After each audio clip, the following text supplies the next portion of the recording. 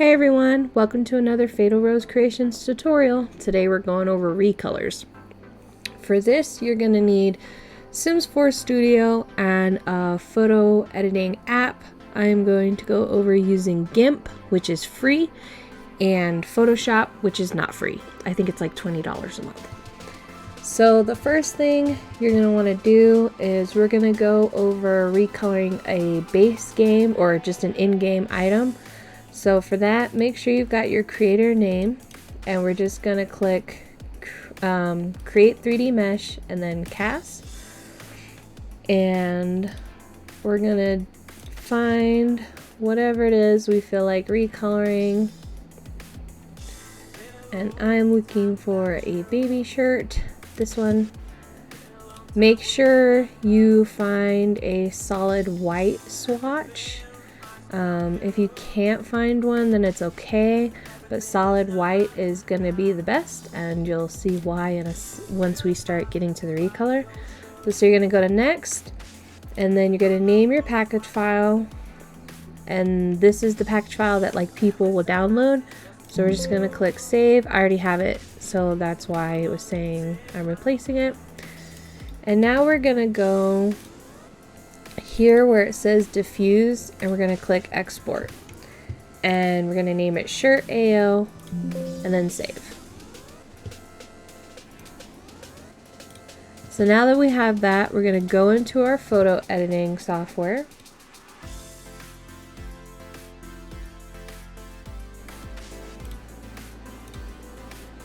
and we're going to open up our shirt AO. And so this software is GIMP. Now I want to change the color, but I want to keep all the detail, and that's why we picked a white swatch. So the first thing I'm going to do is go over here and click new layer and then OK.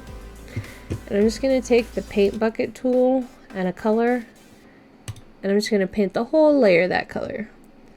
The next thing I'm going to do is grab the layer and drop it under the AO.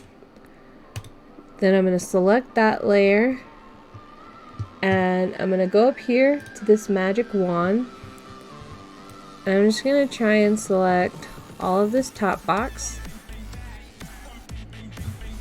and then I'm going to hold shift and select all of this bottom one. And as you see, it's got all the layer or everything from the original EA picture selected. Now we're going to go and click on layer that we painted. We're going to click the lasso tool, and you can either click the lasso tool, right click, select, and then invert, or you can just press Control I. Now we're going to go to the eraser and hit delete. So now if we hide our EA texture, we can see that we've created a color that only covers up the space that the EA texture covers up. Now we can press Control Shift A to deselect, and I'm going to click on the shirt AO, and over here where it says normal, I'm going to drop that box down and click linear burn. So now we can see that the picture has retained the detail because it has the EA white top over top. Now if we wanted to add like a little picture, a couple of websites that I use are Pixabay, which is free royalty-free assets that you can use without attribution, and then FreePic also has some stuff, but a lot of the best things you have to pay for, so I pay $15 a month to use FreePic. This one's better for patterns. Pixabay, if you find something like this little sushi swirl, this fish cake, then it won't have the background, which makes things easier. So I want to add that little sushi swirl, so I already downloaded it, and I'm just going to drag it and drop it on top. And then we're going to click Control Shift S, no, Shift S, just Shift S, and we're going to scale it down a little bit. Back to the grab, and we're going to move it. Shift S to scale it a little smaller. And move it to about the center of the shirt. And then I'm going to move it to where it's the middle layer. Now all we need to do is File,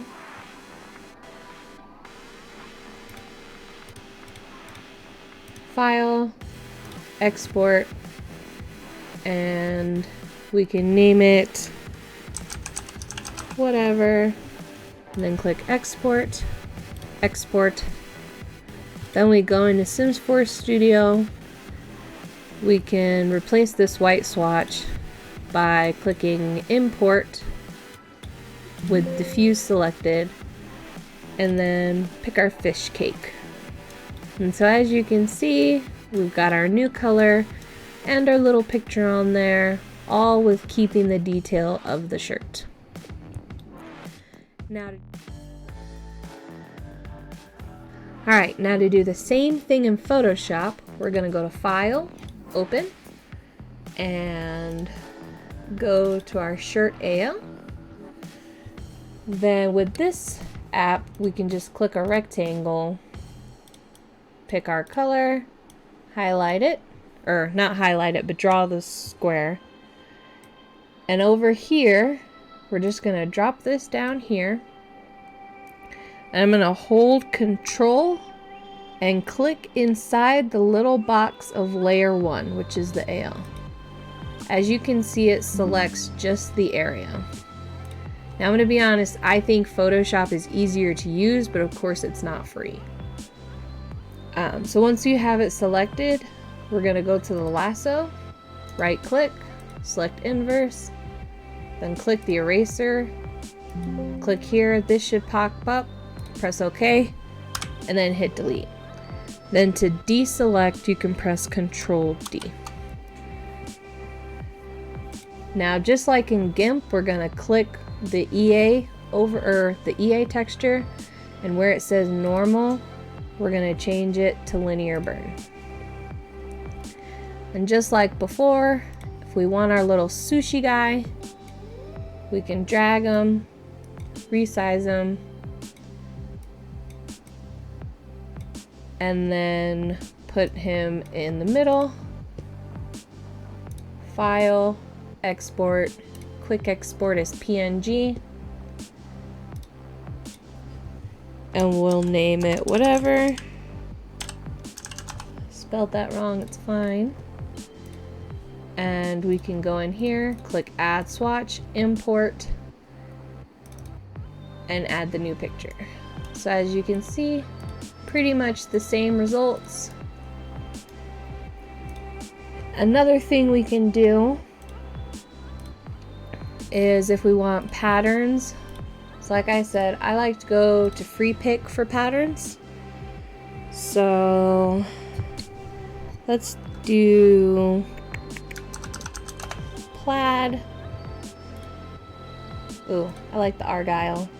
I guess babies probably don't wear argyle, but it's fine. We'll download that JPEG.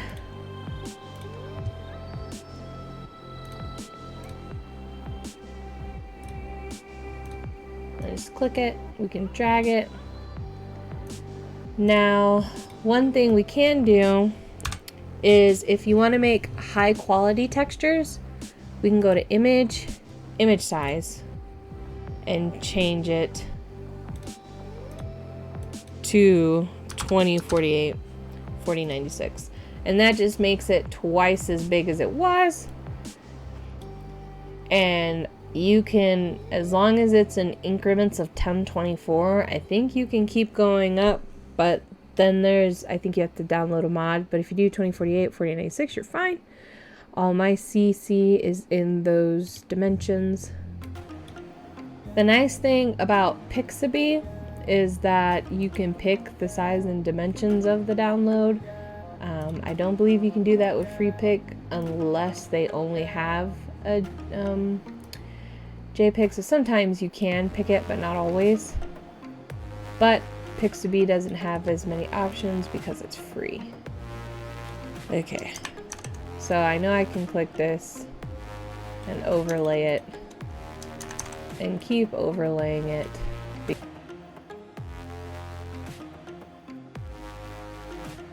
Alright, so now that we've got all those, we need to select them all over here. So we can click one, scroll all the way down, hold shift, click the last one, right click, merge layers, and then bring it under layer one, and just like before, hold control and then click the picture, get our lasso, select inverse, eraser, and delete. And then, so it looks a little dark, so what we can do is press Control U, and under lightness we can just turn it up a little bit just so we can see the detail a little bit better. And we can name that plaid, add swatch, import plaid. So now we have a nice looking plaid shirt where you can still see the EA details from the first shirt. And then if you want to change the swatches, or like the I guess thumbnail for the swatches, you do it right here, and you can just right click and do the eyedropper. You can use images here, but I've never done that. But you just click import and put your image in.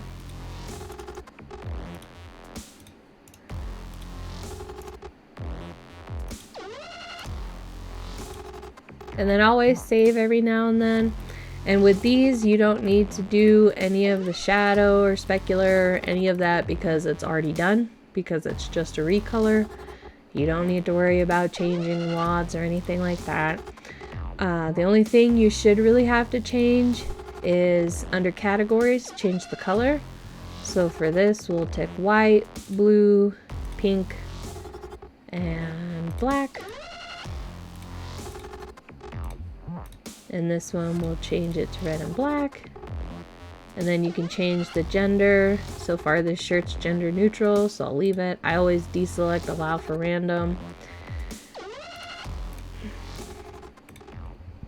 And always make sure you click apply to all swatches. Except for when you're doing the colors, you want to do those individually. And then we can save it. Now I'm going to close out of it to show you how to do the next kind of recolor. So alrighty, so now we've hopped on to Patreon because I want to show you how to do another type of recolor. This is if you want to recolor someone else's work. The one thing that I must insist upon saying is, please, if you're gonna recolor someone else's work, please check their terms of use. Please don't be that guy who insists on profiting off of other people's creations, because it really sucks. So if they don't have it blatantly stated like I do, check the top of their Patreon. A lot of people will keep it in their Patreon bio, or you can head over to people's Tumblrs. A lot of times they'll have it in their Tumblr, especially if you like go to their actual Tumblr where you can click search. Usually most Tumblrs have a search place. My Tumblr's kind of a mess, but either way, they're gonna have somewhere where you can find their terms of service. And if you're not sure, then message them. A lot of times on Patreon, you can't message people unless you're a subscriber, but on Tumblr, you can. You may have to follow them, but I don't think all people you have to follow. Just message them and say, hey, do you mind if I do a recolor? And as long as they do, then that's fine. So what you want to do is you'll download someone's mesh. So we're just going to grab one of my meshes. And then you're going to want to go to your documents folder. And then you should have a Sims 4 Studio folder. And then a mods folder. And then you're just going to drop the creation into the mods folder. And make sure Sims 4 Studio is closed out while you do this.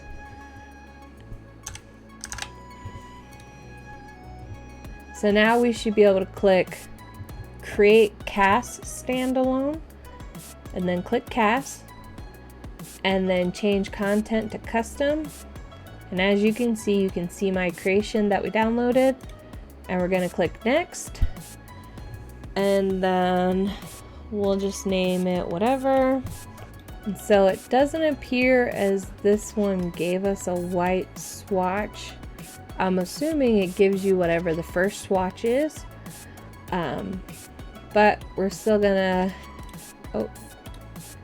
export it, and then again we'll go into our editing app and open it up. Now what I'm going to try and do is try and make this as close to white as possible.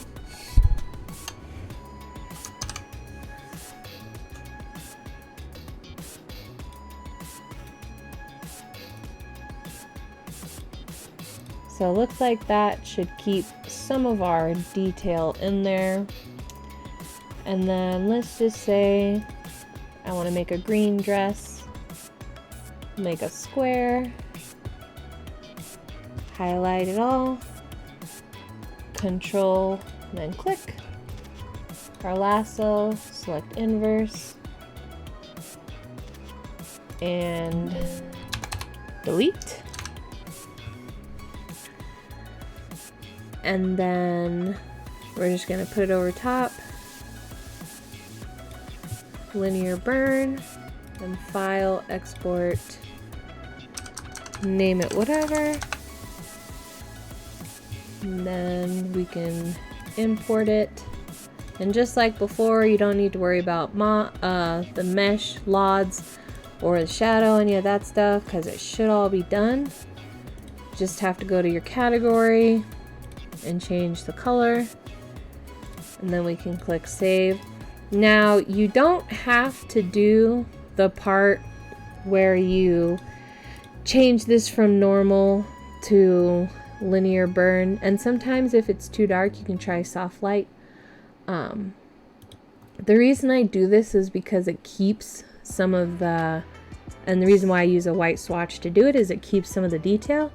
But if you wanted, you could, you know, get that, export it, and you can simply use this. But the difference is when you import it, you can see all that detail that we got with the other one is no longer there. And so in game, it's just gonna look really flat. And of course, same thing if we use GIMP. You can go to open, and except now we have the wrong one because I renamed it. So same thing with GIMP, you'd open the picture. Of course, this is the image that doesn't have the detail, but you'd go to colors, hue saturation, and then you would up the lightness and do the same steps we did before for the recolor. So the last thing to do though is to take everything, go to Documents, Electronic Arts, Sims 4, Mods, and then with our other folder, we're just gonna drop our package files into there. Alright, now before we go into game, I just re-downloaded that toddler dress package file, and we also need to drop that into our game because we created a standalone recolor that doesn't include the mesh, because most creators that do allow recolors specify for you not to include the mesh. And so that's why we did it the way we did, to respect their terms of service. And so if you post on Patreon, a CurseForge, wherever you're going to upload TSR, you're going to have to specify, hey, you need this mesh in order for the recolor to work, and you link back to the original creator's work. That way you get some publicity, and so does the creator who created the original mesh. And if you want, you can import a thumb. I say less if you want, and more you should totally import a thumbnail so your things are easier to find. And the thumbnail dimensions are, I always do 832 by 1184, but I know that they're typically a lot smaller than that, but I do that so my thumbnails are more detailed. And now we just need to go in game and take a look at our recolors. And the important thing... Alright, so once we're in game, now we can go and test our recolors. So the first one we'll test is our little fish cake shirt. And as you can see, it works lovely and the colors look nice. So this is the one we did in Photoshop. And this is the one we did in GIMP. And then this is the plaid shirt we did in Photoshop. And then if we switch to girl and then toddler, oh my goodness, she's so adorable. We can find, so here's my original dress. And then here is the recolor we did. And so as you can see, that's what we did in Photoshop using the black swatch from the original dress to add the textures. And here's because it has a normal map. So here's the other one, which still does have some detail because there is a normal map for the dress which shows the indentations and stuff. But sometimes if you don't do something to add the detail, especially if it's like an EA recolor, then your dresses or whatever you're recoloring will just look really flat. But anyway, so that is an in-depth look on how to do a recolor from a game mesh and using someone else's mesh and recoloring someone else's mesh by not including their mesh and making it so you can just link back. Thanks for tuning in and hope to see you guys in the next one.